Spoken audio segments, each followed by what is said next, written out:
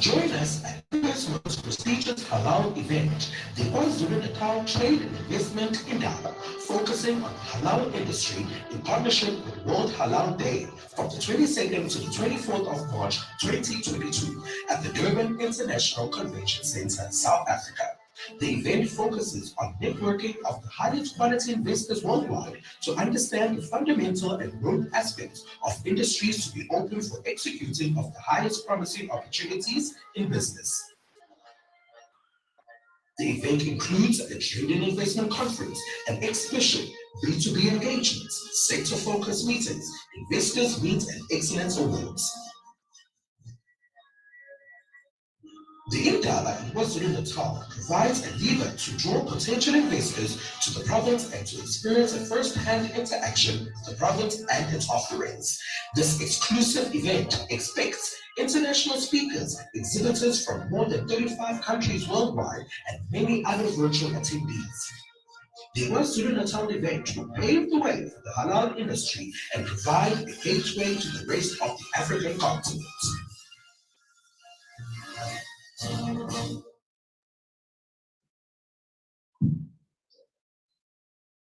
That gives you a glimpse of the event itself and the outlook of the event. The next will be the few slides that will give an indication of who the speakers will be during the event.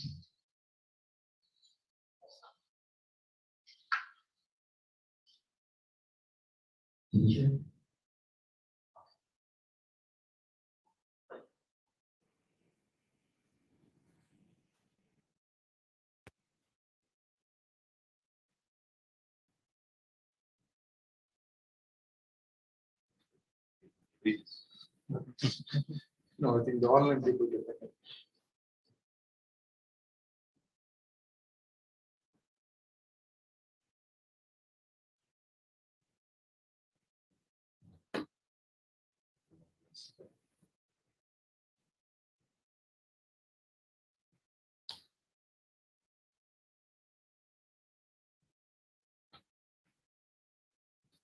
Okay, so the list is not exhaustive, so there's more speakers that we are having, as you saw on the video, about 50 speakers in the program over 3 days. But this just gives you an idea of the mix of both domestic as well as international speakers that will be participating. I think then it's now the opportune time for me to hand over to the CEO of KZN, Mr. Neville Maki, who will then welcome all our guests, but also give us a few opening remarks and give us a purpose of this engagement today. CEO.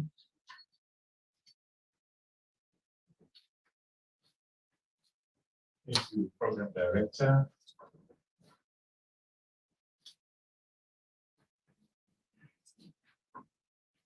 Honorable NEC Ravi Pillay, Chairperson of the Board of Trade and Investment KwaZulu-Natal, Stina Cronier.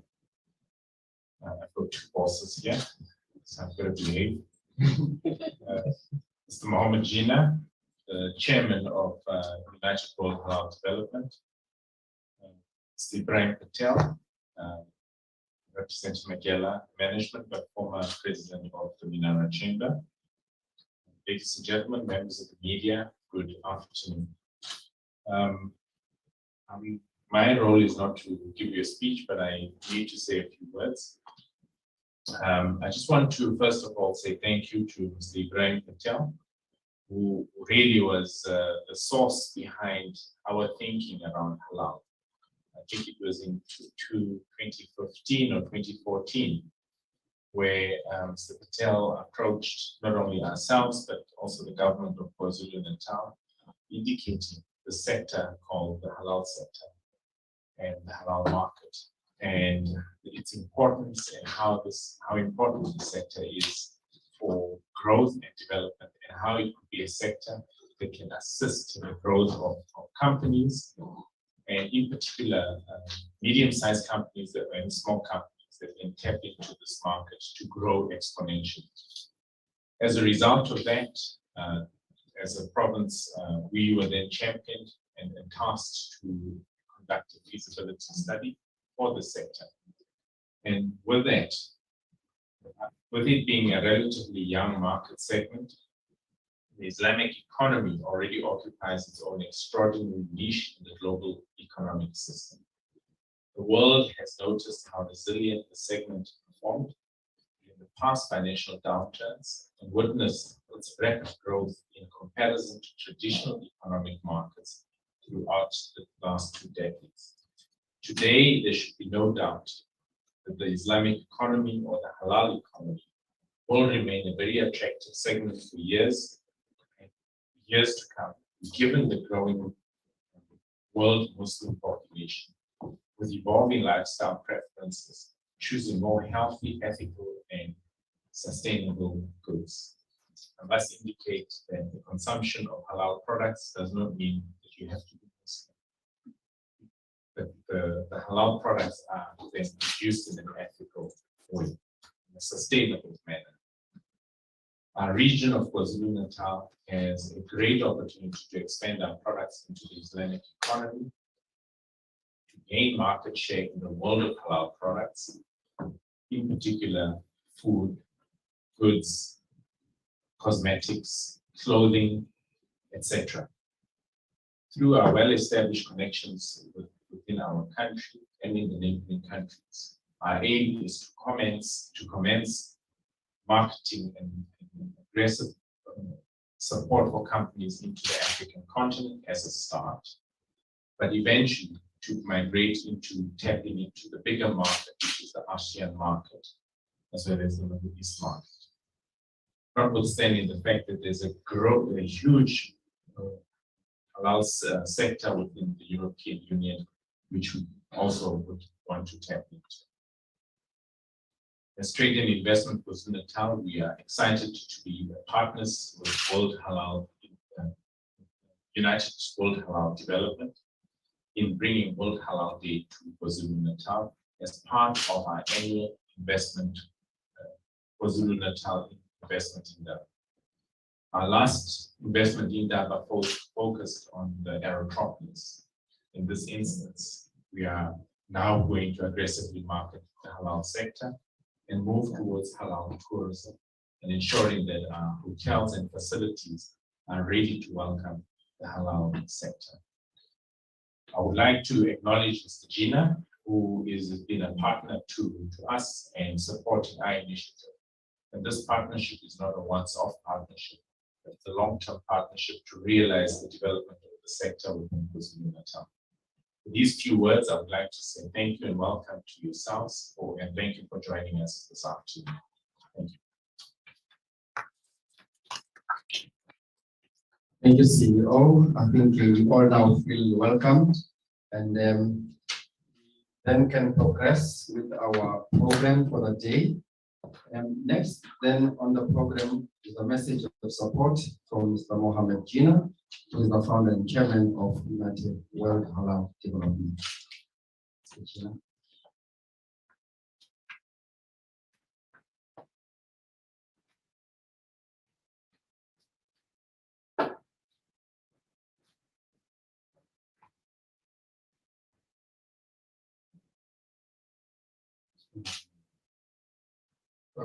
Good afternoon, brothers and sisters. It's a great opportunity and great pleasure for me today to stand in front of you.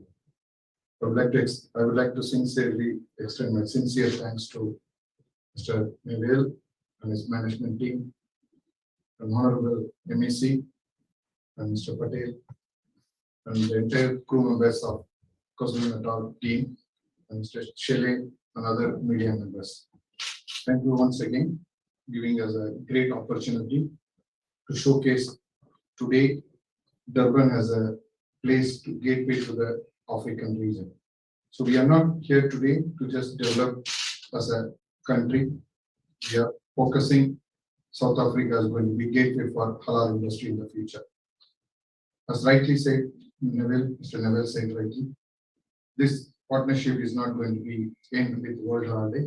We are going to be as a continuous partnership to develop the industry in SME and people who really wanted to position the product to global.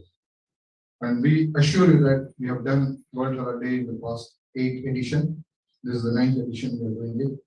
And we have a great hope Durban and the South Africa market can move into the right direction with the great leadership of this country and with the management team of KwaZulu-Natal.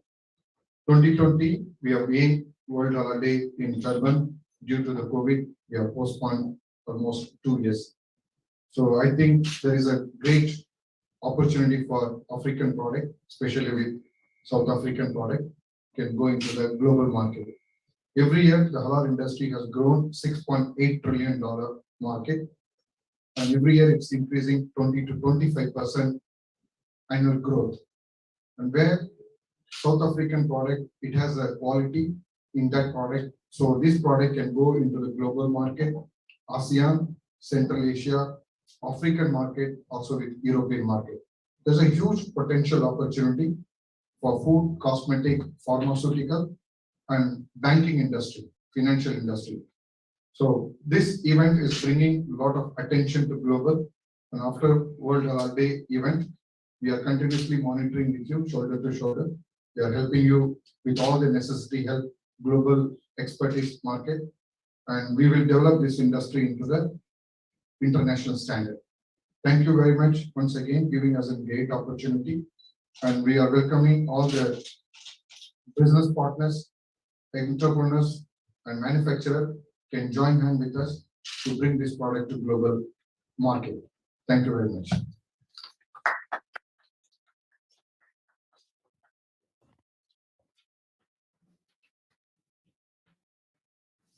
Thank you, Mr. Mohammed Jina, for those very warm words, but also good to know that we are here for a long journey. We definitely will rely on the support in terms of tapping into the market that we want to tap into. I think the CEO has already outlined our long partnership. That will become the board chair and then give us a message of support. Thank you.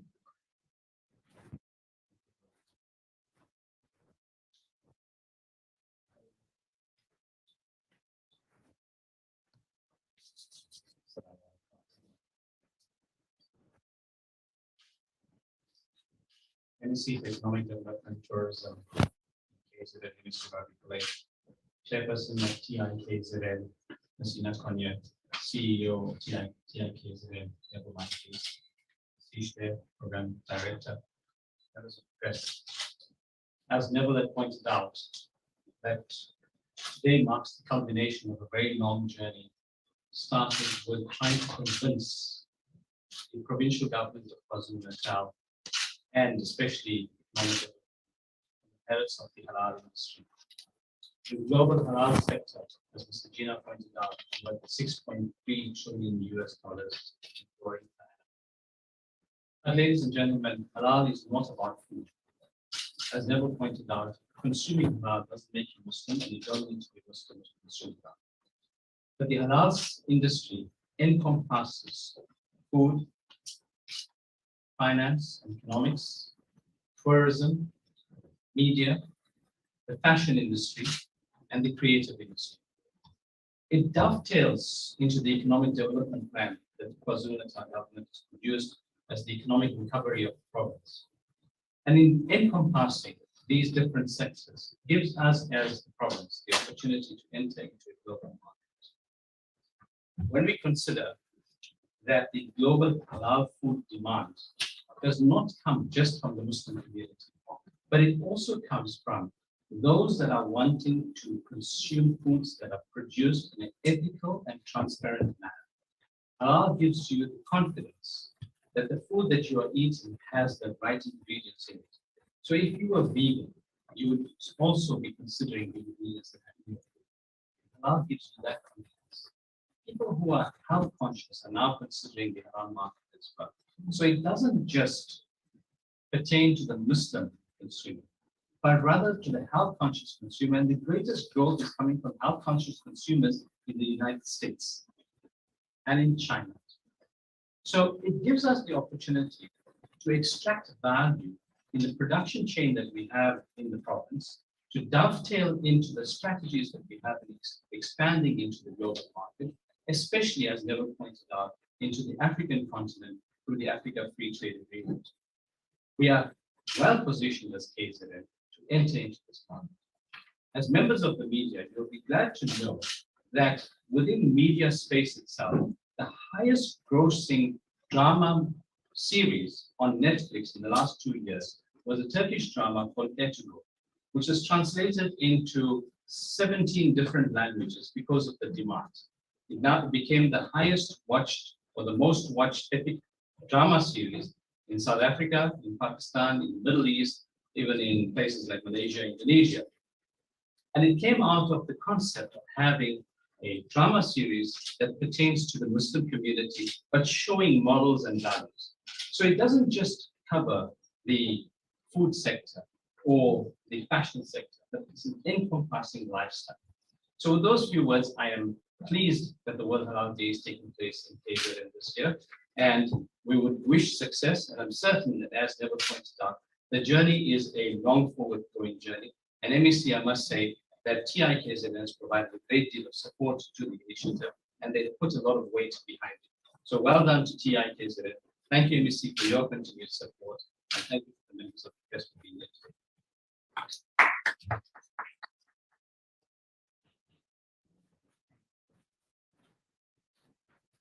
Thank you, Mr. Patel, for those encouraging words, but also I think it's always good to know that we have a partner in the support system.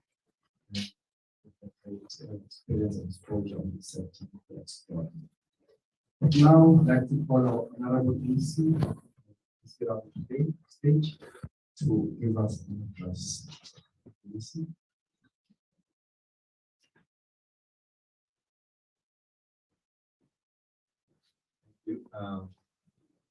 This is not the conference itself.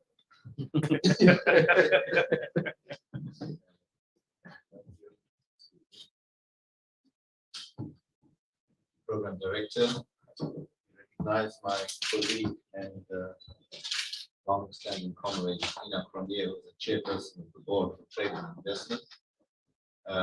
Neville, the CEO, Mr. Jinnah, we are excited to have you on board. Sometimes it takes long because we need to check and double check. And recognizing Mr. Patel, we rely on you and your context and assessments, ensure credibility and integrity of the processes, part of the skill that you bring to the program. Representatives of the South African National Halal Authority, representatives of the National Independent Halal Trust, media all around us here today, and those who may be online. Ladies and gentlemen, good afternoon. Assalamu alaikum. Sanbanan. I should say Malakam as well, because Mr. Jinnah was saying that he's actually from Pondicherry in the south of India, but has effectively immigrated to Singapore. And I was excited to learn about that because we want to learn. One of the things we want to do is learn about those countries that have been successful. The Premier will always say that, and the Premier is a great student. He too wants to learn all the time. He said, look, the studies that 50 years ago, Singapore was a small fishing village. Jinnah was saying that Singapore does not have any natural resources apart from its people. Even its water it imports from Malaysia. And the leaders of Singapore, in their wisdom, decided early on to invest and invest and invest in education. Today, what they effectively have is a knowledge economy, which they are able to export throughout the world. And, so we want to learn from Singapore as an example. So we are gathered here today to announce the hosting of the KwaZulu-Natal Investment in Indaba on World Halal Day 2022. And it's, I think some of the document describes it as a build-up to the National Investment Conference, and they are pleased that it is getting that. But we need to develop a momentum. We need to change the mood. A lot of work has been done, and I will speak a bit about it just now, but this is a part of that process of changing the mood. Let me also add my congratulations to the originator for the drive towards KwaZulu-Natal, Mr. Patel, and Mr. Suleiman Patel of the, Suleiman of the President of the United Kingdom. A little bit out of order and say that we all know Minara is in existence. Minara has been a lot of work and been sustained over many years. But I want to pose a challenge that you must become more active in some of the overarching bodies, like the Economic Council, for example.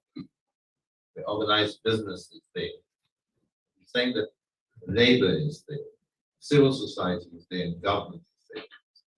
We don't want it to be overarching to the extent, and this is what we say, a moyenne, just in the air, not rooted, not grounded.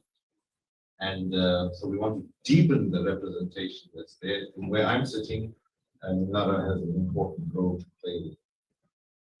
So the World Halal Day Conference, I believe, will be inspiring and enlightening to the opportunities that exist in this halal sector, and including how we as KwaZulu-Natal, but to show how we as KwaZulu-Natal have worked hard and aggressively to support the sector. The timing, as I said, could not have been much better as we try to echo the pace of economic recovery, which we think is not just South Africa, it's worldwide, although we have some special characteristics for that recovery. So the theme of this conference, World Halal Day, spells out the potential for this multi-trillion-dollar industry, as has been explained already. And I was interested to learn that the term halal, we're a multicultural society. In a brief chat I had with Mr. Jinnah about India and its multicultural tolerance. So we went into some of the, the issues that make up for tolerance. And I think for me, there was and again, an echo that even though elites or even leaders for political gain, opportunism might try to create dissent, people on the ground generally want to live together peacefully. And they do. And I was going through his experience because of what we read about what's happening in India. So I'm not a Muslim. I'm keen to learn. And so in trying to learn, I learned the term halal comes from the Arabic word, namely it's several words, halal, yadilu, ilan, washala, wa halal, which means, and this is the important part, allowed or permissible by Sharia law. According to Sharia law, every Muslim must ensure whatever they consume comes from a halal source. The halal sector covers products.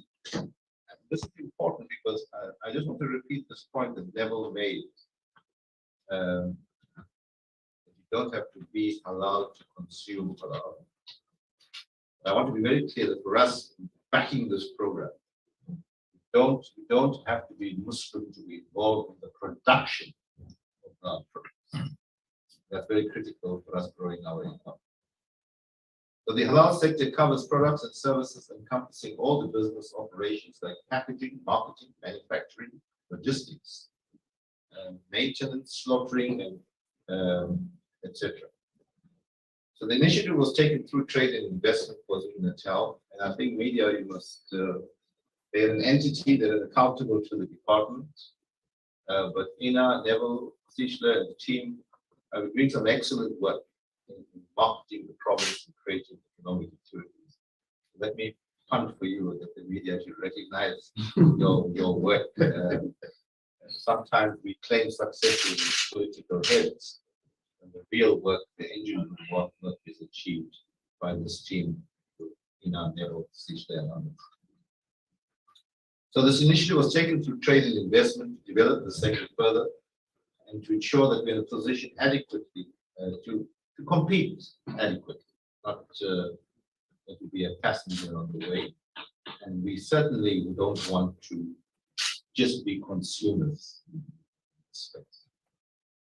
So, as has been indicated already, I'm not going to, repeat the statistics, but the prospect is huge. Expected to grow at 3.5% annually. Muslim population itself is growing. And we will try to spread awareness as to what it means for things to be halal. I must confess that, the average person's concept was the method and procedure by which the slaughtering takes place. But clearly, it's the whole value chain, and I think we will spread the awareness as far as that is concerned. Of course, Neville has already spoken about the potential for not just the South African market. Of course, we will start there, but going into Africa, our intra-African trade fair was extremely successful. There was a little bit of accidents about it, in the sense that we were not supposed to hold the intra-African trade fair last year. It was supposed to be in Rwanda. And without pulling Rwanda down, they seem to be doing excellently and many other criteria. But they had difficulty in meeting their planning targets over a 2-year period, but that's the amount of time you have planning your targets. And they had a difficulty, and then they went to the organizers, which includes the African Bank and the African Union and the ACFTA Secretariat, and said, look, we don't think we're going to do anything. We were approached in April, May last year. Can you step in and save the day? And again, it was a tribute to the leadership of the Premier, who would not lose any opportunity to advance the province of the country. Although it puts a great burden of work on a whole range of others who have to make it happen. But bottom line is that in 4 months, we did what normally takes 2 years. And that brought altogether over 100 countries being represented. I think there were 40 African countries actually here. There were 6 heads of state who came. And that was huge profile for the province and the country. But we're seeing the effects of that now, because the relationships that we struck, those countries are coming to us as a province of KwaZulu-Natal to say we want to reach agreements and add MOUs with you and develop relationships with you. In a few weeks' time, 4 or 5, maybe 6 weeks' time, we'll be leading a delegation to DRC at their request. They chased us after seeing what we could do and building the relationship. So those of you who know DRC is very underdeveloped, but with huge resources, natural resources. But it's not a colonial relationship that we're interested in. We're interested in a symbiotic, mutually beneficial relationship. I'm just giving you when I say that there's huge opportunities in the African market, it's not fear.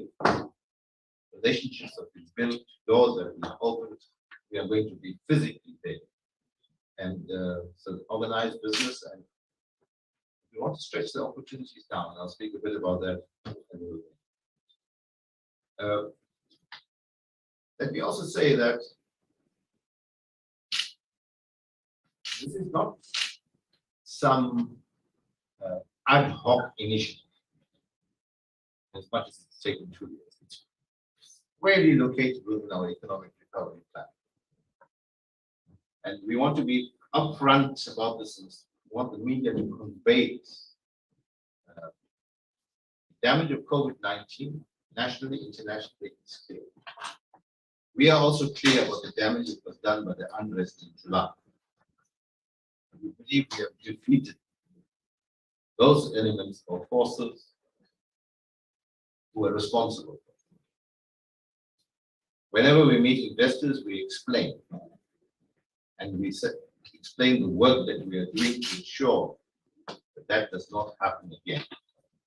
Another platform which explains the detail of that, many pillars to it. But we've been very excited by the response of business. Say that they recognize and are impressed by what they call the resilience of us as South Africans. Even if there's something wrong that happens, we stand up and do what is right for it. That's what we'll be doing over some time as a totality of us as government, but in partnership.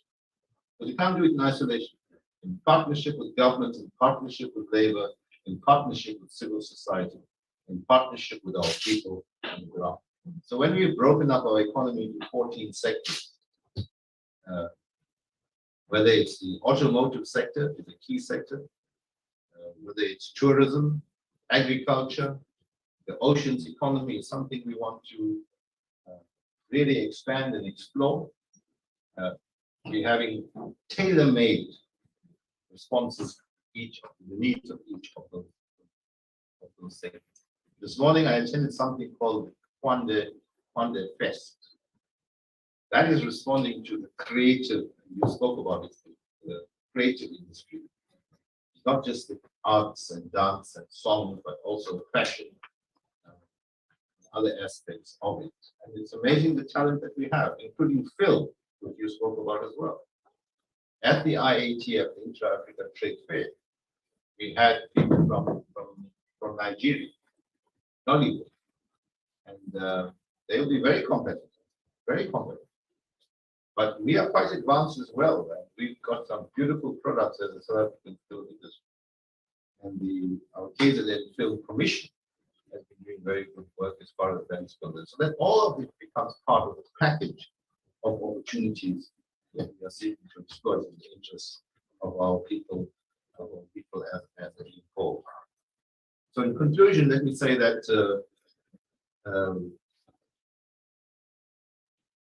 we're very clear that we are part of the 21st century. Technology is key.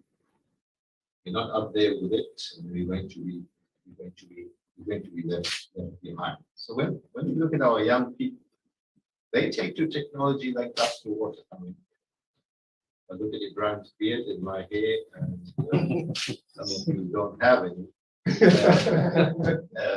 We are the age group where we perhaps cannot really embrace it as enthusiastically as young people do. But I'm saying that they're showing a natural aptitude. Our job is then to provide that platform, that space, that zone where their interest in technology can be not just explored, but increased exponentially so that they can then take advantage of it. One level is frightening. At the one level, it's frightening because of the level of mechanization that's happening.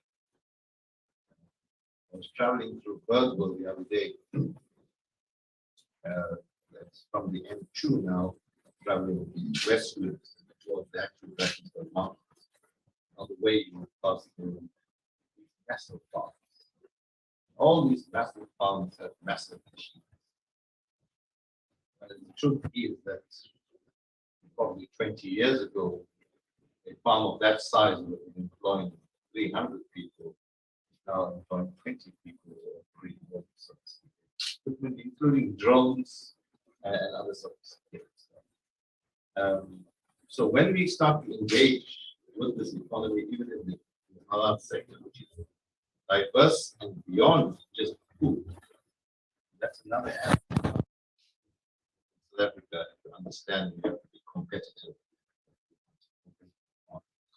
So we'll hope and we will drive and we'll certainly measure that the efforts and resources we are putting into this program has an effect that goes down to the top. Grow our economy, grow it within the context of a transformative I want to build this inclusive economy and not out there in others. So this is another very important call in the big wheel of growth, job creation, and transformation. I congratulate the organizers and we looking forward to a very, very successful investment conference.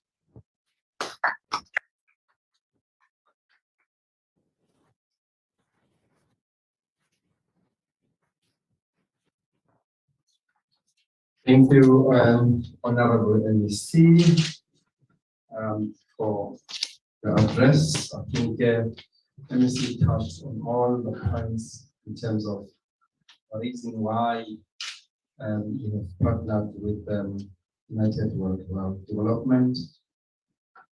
Partnerships will always take us forward, move extra miles with partnerships.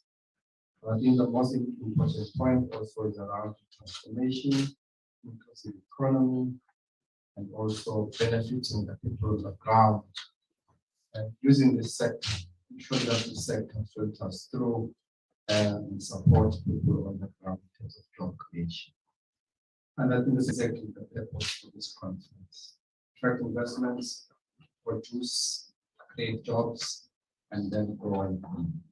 Thank you so much, Honorable Minister, for that. As we are drawing closer to the end of this very brief program, we will then now request our board chairperson, Ms. Inakonye, to give us closing remarks. And thereafter, we'll go to a question and answer session. And then if there are any specific requests for interviews, can those be registered with our corporate service executive manager, Ms. Tumisila Nene? Then she goes to the T station there. But we know that we've already done one with SAPC radio. But if there are any other specific requests, can they be registered with Ms. Tumisila? Chairperson, can I then hand over to you? Thank you. Thank you, Program Director. I've put my video on because I think it's much nicer if you can see somebody when they speak, but it also sometimes affects the sound. So if you cannot hear me clearly, please indicate and I'll switch the video off. Am I loud and clear? Yes, absolutely. Yes. Thank you, thank you. Good afternoon, MEC Ravi Pillay. Always good to have you with us. Mr. Mohammed Gina, Mr. Ibrahim Patel, thank you for the long road that you've walked with us, and stay with us, please. Also, Mr. Soli Suleiman. Of course, the members of the media, thank you for being here to help us spread the message that is being given today. Of course, our CEO, our staff of trade investment, Sishle, the role that you've played, thank you. I want to say it's happening. It's happening. I'm tempted to add, at last it's happening, but we all understand. We all understand what's happened over the last few years, but it is happening.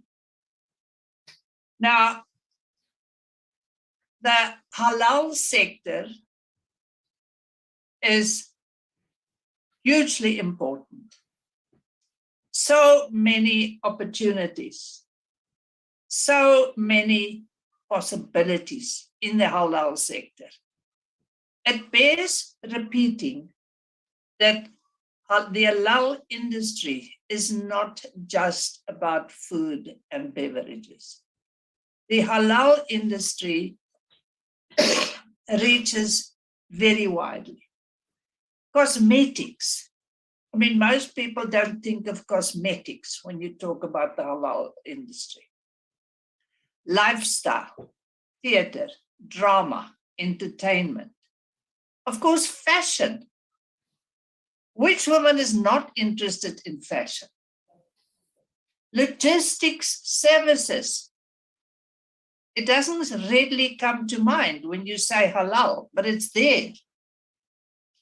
the media, and thank you for being here today, and I'm sure you'll help us. Business solutions, halal business practices, education, and many, many others. I know people have mentioned these, but it is important to carry that message into the public. It is not just about food. It is not just about Muslim people. It is about the way we live, the way we do business, and of course, the way we build our economy in an inclusive manner. And the purpose of our Indaba is to obviously point out those opportunities to people, to establish those links with Africa, with the world. So I am really a very, very happy person that we are at this point, and I really encourage you all to be with us at the Indaba to spread the message, and those old friends stay with us. You must have given up at times, but we are there to stay. KwaZulu-Natal is there to stay. We are very resilient.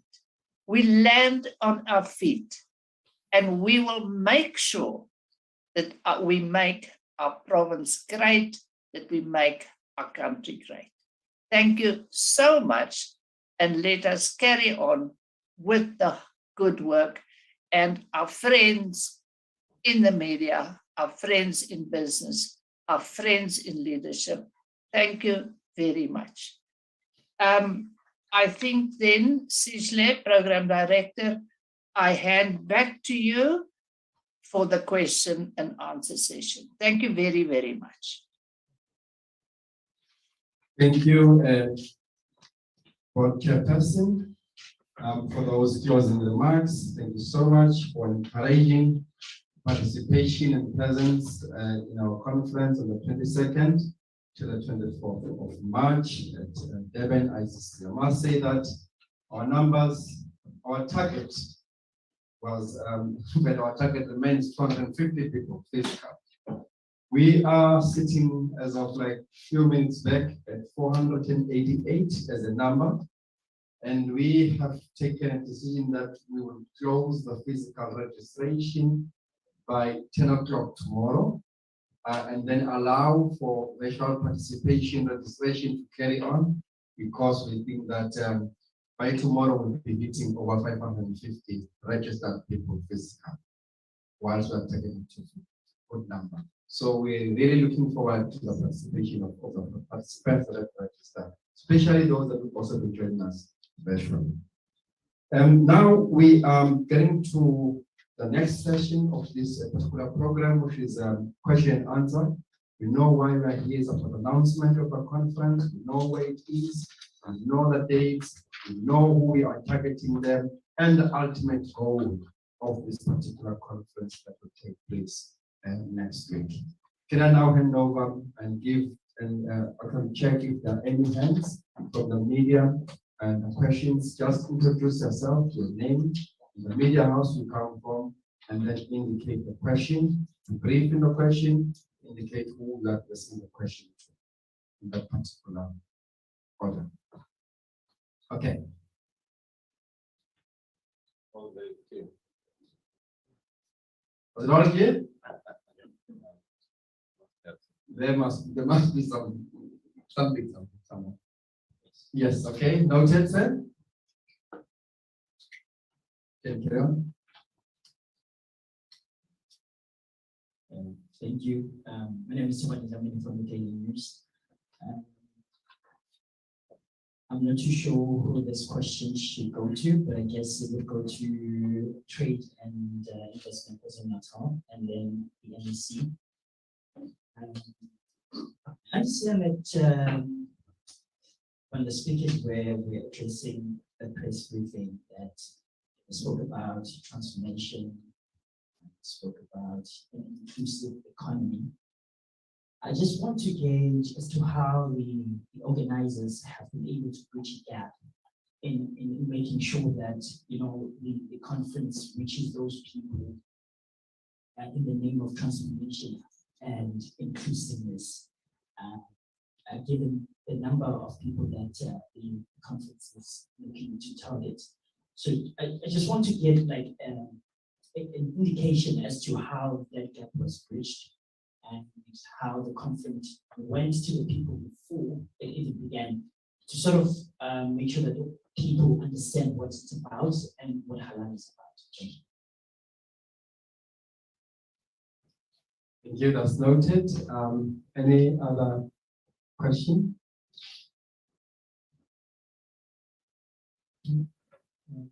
CEO perhaps want to address that? Not sure if there needs to take this one. Okay, thank you.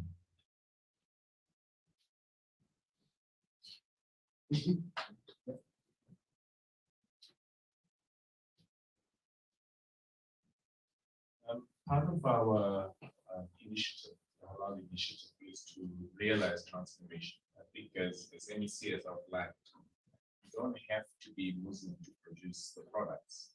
The value chain, it needs to ensure that we encompass it. And that is the message really, that is how our economic development department were able to then come on board and say, we'll take on the challenge to ensure that everyone benefits from the sector.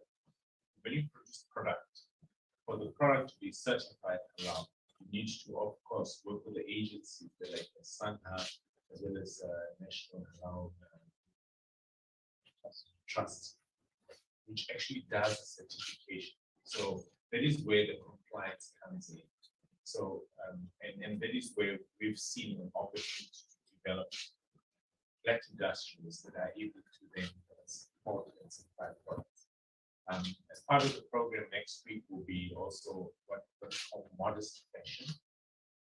We've linked some of our emerging designers, Black African designers, with some of the traditional designers who are Muslim to create an integration and they produce the product. So to again demonstrate that you can produce product with modest clothing, which is actually in the fashion sector.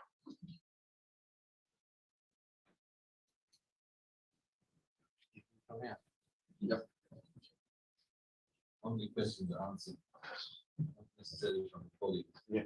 No, Shamini, I think that's a very important question. I think we have no illusion that you're not going to reach the promised land in one event, so or in 1 week or 1 month. And each program will have its own set of opportunities. So even here, we're looking at a sector that we're trying to explore firstly. We're trying to break into more meaningfully. And clearly, to be competitive, you might get many of the established players being better able to take advantage of the opportunities that come. But we're saying to them as well, the established players, how do you take advantage of that opportunity in a way that advances the growth of the economy and the inclusive economy? So let's give an example. When we deal with Toyota, and we deal with Toyota quite often, we say, let's look at your value chain. What is your value chain? We don't expect you to give me the opportunity to design your engine. You know, that's a very high level of expertise, world competitive levels and so on, with the world best at buying the parts. But who have you been giving the manufacturer of your seats, your wheel caps, your wheel rims, and so on? And we actually unpack the entire value chain. To the point where today, if you look at the value chain, I think Toyota's local content is now 50%, if I recall correctly. Local content is 50%. So that means 50% of my value are things that are made here. have an automotive park. Now, the old Durban airport site, the main one is still going to be down south in the Lobo, but as an interim measure because the infrastructure is there, is the automotive site will be there. So when we talk about the opportunities here, you spoke about cosmetics, for example. We trade Dubai Trade Port, that's in Jaffa International Airport. It has a world-class infrastructure and that can be used to manufacture the products for the markets that we see. We're not going to try to run before we can walk. So, for example, we have a program called Operation Hold Up. We pop up, startup, young people in particular, not all young, but startup making the people who are making things. I was actually amazed at the extent to which people are making detergents, dishwashing liquid on their home, in their homes, and in the backyard. And we've gone into that sector and provided them with detergent manufacturing, shared facility. So you've got your mixers and you've got some scientific capacity to test because detergents are chemical based.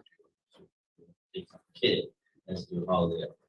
So the extent where they're mass production, and actually we've then gone to business and said, just trying to illustrate the principle of the president. We then went to business, including I think Unilever is part of it. I think the SPA is part of it, different products, and said, you say you want to contribute to building the inclusive economy and put this items on your shelves. What is other issues of coming as branding is concerned, regularity of supply. That's where we try to do the level we can until we fully stand fully on that. We've got rural areas livestock association. I'm not sure which area you come from, but if you come from a rural area, you know livestock associations are very well resourced. And the most important thing they still need is what's called the traditional dip, so cows can go in and be disinfected and so on, veterinary services and so on. We try to change the culture to say, look, and there's been a saying that in our local culture, your cattle stock is your bank, family bank. We're trying to change that to say you must rotate, you must breed, you must grow, you must sell, become part of the economy that's turned. But we're able to help them achieve that, and we've got to create the market access and give them technical support. So the Department of Agriculture at the moment has got a couple of abattoirs that are in that. So what I'm saying is to demonstrate, so there's no reason why in a couple of years' time we measure the success of this program. That Rural Livestock Association could not be supplying beef to a abattoir, all of which are compliant and eventually reaches the market. And that same principle will apply across the board.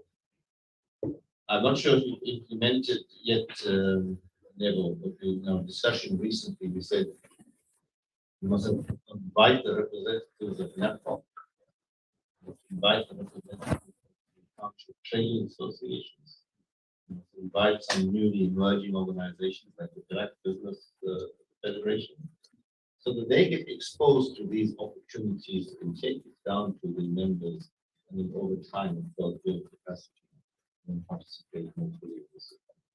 So there are those skeptics who will say, no, you will never succeed, and so on. You know, we keep going back to Madiba, which says it always seems impossible until it's done. The Premier is very strong on innovation, exploring new things, breaking new grounds. And that's the context in which I see this particular opportunity. As I said, we're not going to fly before we can run, or run before we can walk, run before we can walk it. But these are very, very important steps. Finally, I think let's not throw the baby out with the bathwater. To the extent that these create new industries and create jobs, that's the first prize already. Then we say simultaneously how we comply with it. You know about that.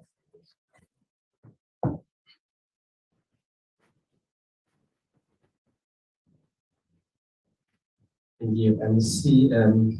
Mr. Patel also like to add. Okay, let me see if I can just reinforce the points that you made. So, Damini, I think that the fundamental crux of the question that you asked is, how is this leading to transformation? And if we go back into the initial discussion that took place, and this precedes many people around the table, the reason it was taken to economic development and not done as a private sector initiative was on the basis of economic development and transformation. And we knew that economic development and TIKZN would be the ones that would open up the agenda of transformation and economic development. And that is why it was not done as a private sector initiative or anything of that sort. The second part of it is that in the first meeting, I think, Sishla, you were there at the first meeting. Neville, I don't know if you were there at the first meeting. You were there at the first meeting. The initial meeting that we had, all representatives of different organizations and religious formations were invited to the initial meeting, where the first discussion took place. So the issue of transformation has already been set into the agenda from the start. And I hope that answers the question. Maybe I should add finally a bit provocative. We understand that the world is a contested space, ideologically. And in different sectors who want to spread their interests. Our job is, in the context of our constitutional values, certainly to be confident enough and strong enough to welcome it, to promote tolerance of different religious perspectives, but also at the same time seek what is best in the national interest. So if, for example, the Chinese, which they already do, by the way, want to spread the economic influence, and they're commanding a fair share and growing. For a number of years, they've had a very amongst the highest growth rates. Then we must see how that it is in our national interest to cooperate. Of course, at the same time, we take steps that are not necessarily in their national interest. For example, our clothing and textile industry was decimated. At one point, our clothing and textile industry was employing about 300,000 people. With influx of cheap imports and lack of controls, including counterfeit goods coming in through the poor controls at the harbor and so on, our clothing and textile sector was decimated. From 300,000 jobs, we dropped to 43,000. But we recognize the mistake, and I think over the last 2 years, the National Department, DTIC in particular, has done some excellent work. Imposed new tariffs and duties, and secured what is called the Clothing and Textile Master Plan. Of course, we've been helped a little bit by COVID because the supply chains were disrupted, and they need to secure their supply. So for a number of factors, he went to the big clothing chain stores and says, look, we want you to commit to increase the percentage of local content. At one stage, I think up to 65, 70% of the clothes you found on the major chain stores were being imported. And customers might have been a little happy because they were coming in cheap because the profit was still being made. But what did that do to the industry? Now that all the stores that have signed on the Clothing and Textile Master Plan have committed to push up their local content, I think from about 35% to up to 65%. And you're already seeing the impact that's having where local clothing manufacturers are getting orders from these stores. Now, I'm just giving that as an example of how we should and can take a decision that's in our national interest, but not be slow to exploit the opportunity when it comes. For example, they want our coal. We're not going to say, no, we're not going to sell you our coal. I think coal is a very good price at the moment because of prices. So to be more nuanced, to think things through much more sharply as we create our regulatory our regulatory framework. So the point I'm making is that the halal world would want to spread its influence and its business opportunities, etc. as well. And we say that we recognize that. We're happy within our constitutional values to engage you, respect you, and seek opportunities from mutual opportunities from this particular program. Thank you. Thank you, Ms. C, Shamsa Lamini, and Kawat. Let me check from our online participants if there is any question coming through from online participants. Okay, I don't see any hand coming through that side. And then I think also we have exhausted the questions from other media houses present in this particular session. I think then we can then close the engagement today and then encourage that as the media houses, you really help us to spread the word and through your platforms and gladly continue engaging with yourselves. And now on us through to the conference and even post the conference to continue engaging. But thank you so much for your time to come over here and your participation in this session. Honorable MEC, thank you so much for your presence. Mr. Gina and Mr. Ibrahim Patel, CEO, thank you so much. The session is closed. You didn't say anything about how the ICC starts working again. Now the hotel is still open.